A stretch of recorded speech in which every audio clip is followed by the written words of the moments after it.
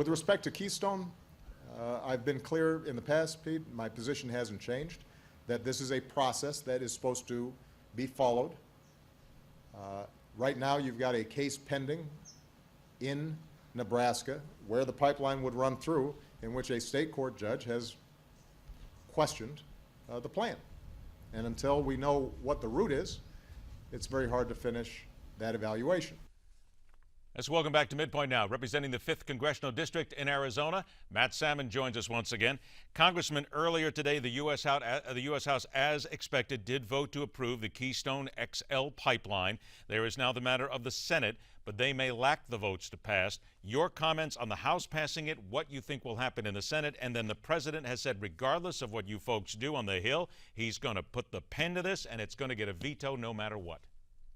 You know what? The president has thrown out a lot of bluff and bluster over the years, but without his lapdog, Harry Reid, to stick stuff in his drawer and make sure it never gets to the president's desk, you're going to be amazed, I think, at the different tunes that the president's going to sing. I think we've got to be as bold as possible. I'm thrilled that we passed the XL pipeline again in the House, and they're trying to let Mary Landrieu, who is on death's door, politically speaking, be the front runner for the Senate.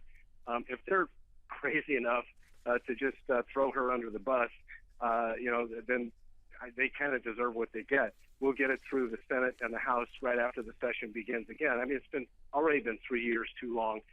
We should have been doing this XL pipeline a long time ago. But, the president can say, if you do this, I'll veto this. But how do you know unless you try? That's the point I'm trying to make on defunding any illegal amnesty that he's trying to propose.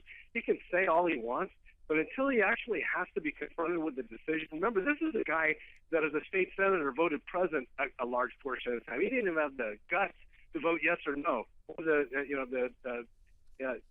knowledge base to make a decision. And so I say that we've got to be bold. As Republicans, we've been given a temporary opportunity to show what we're made of.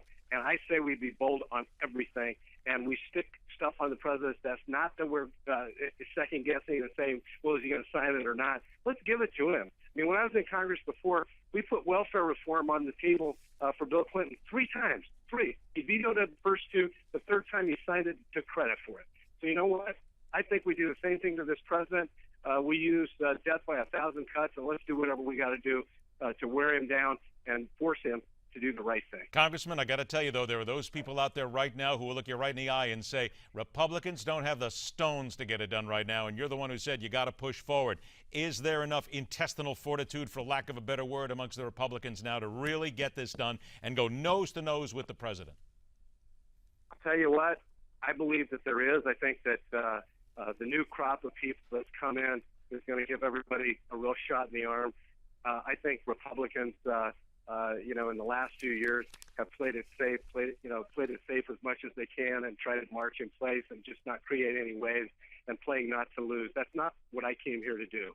I came here to reverse the president's terrible policies and get America back on track again. And timid baby steps ain't going to cut it. And so if we're timid, if we sit there and march in place, if we play not to lose, then we deserve to lose next time. What about this? Because I'm going to drop you this one, because there's a lot of people who say, wait a minute, the president and the Democrats right now, they're setting a perfect trap for the Republicans, and you're going to fall into it right now.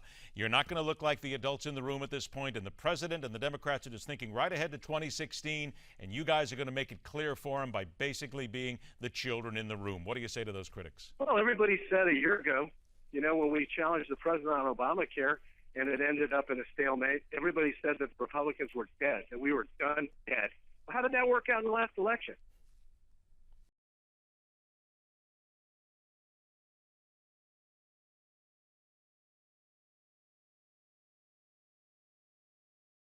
If we act like a bunch of sissies, then we ought to be treated like a bunch of sissies.